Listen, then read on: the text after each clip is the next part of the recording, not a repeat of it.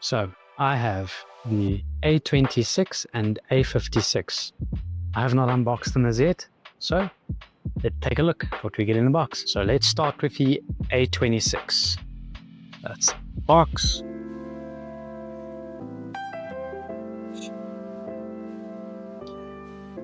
Just comes in a paper.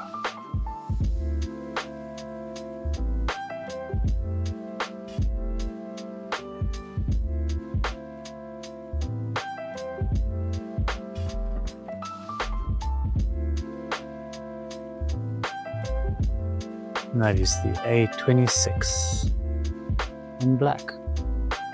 Nice sleek matte rails. Man, I don't like these glossy backs.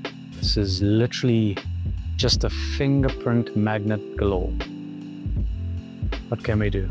We need to probably do a petition or something to try and get these manufacturers from stopping.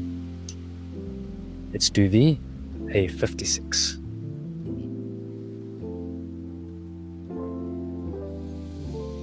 Another shiny back.